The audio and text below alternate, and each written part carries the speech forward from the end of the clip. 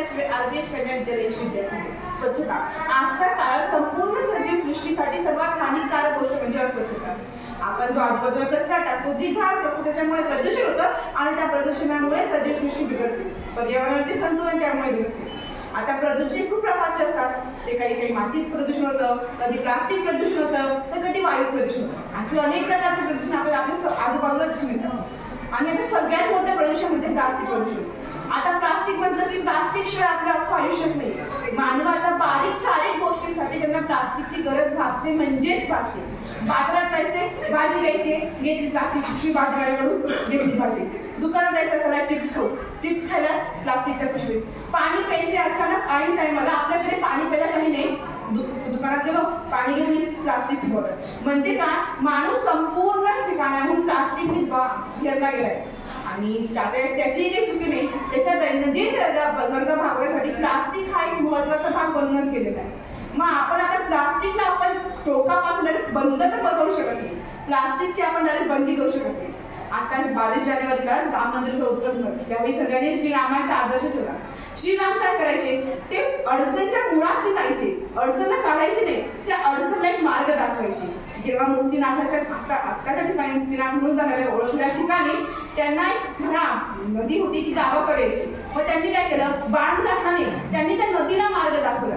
मग आपण असं न करता, प्लास्टिक डायरेक्ट न टाळता आपण त्या प्लास्टिकची विल्हेवाट योग्यकडे लावली पाहिजे। म्हणजे काय, आता हे बघा, आपल्या गावोगावी प्रत्येक ठिकाणी डस्टबिन असते, डस्टबिन मध्ये कोणी कचरा टाकले तर दुसरा भाग। लहान मुलांना पहिलेपासूनच हे संस्कार केले पाहिजे की जशी आपण घराची स्वच्छता राखतो तशी आपण आपल्या पर्यावरणाची स्वच्छता राखली गेली पाहिजे। मग त्याचप्रमाणे आपण एक रिसायकल बिन का ठेवू शकत नाही, म्हणजे आपले जे प्लास्टिक आहे ते कमी वापरले।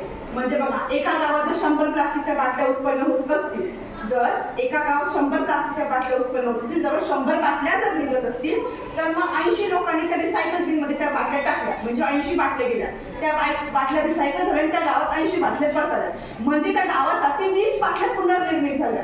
झालं काय, 80% प्लास्टिकची निर्मिती इथं थांबून गेलेली। इथं आपलं प्लास्टिकचा 80% प्रश्न सुटला। हळूहळू करता करता ही बाब 100% होईल। आता मी यासाठी एक छोटासा प्रयत्न आहे, मी आमच्या गावाच्या ग्रामपंचायतीच्या सरपंचांना लेटर दिले की त्यांनी आपल्या गावात रिसायकल बिन म्हणून एक बिन ठेवावे। होईल काय, ज्याप्रमाणे घंटागाडी येते त्याचप्रमाणे ती रिसायकल बिनसाठी एक गाडी येईल, ती प्लास्टिकच्या बाटल्या घेईल, त्या रिसायकल करेल आणि पुन्हा कंपनीकडे जाऊ देईल।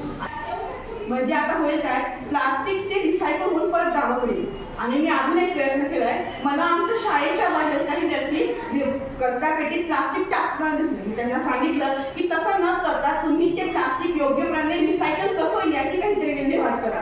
त्या लोकांनी ऐकलं आणि त्यांनी याच्यावर एक पाऊलही टाकला। त्यांनी ते प्लास्टिक फेकलं नाही, त्यांनी त्या प्लास्टिक पासून टाकाऊपासून टिकाऊ ह्या गोष्टीचा अवलंब केला, त्या प्लास्टिक पासून खूप छान वस्तू बनवल्या। माझी तुम्हाला सगळ्यांना फक्त एकच विनंती आहे, आपलं पर्यावरण वाचवा, स्वच्छता ठेवा। धन्यवाद।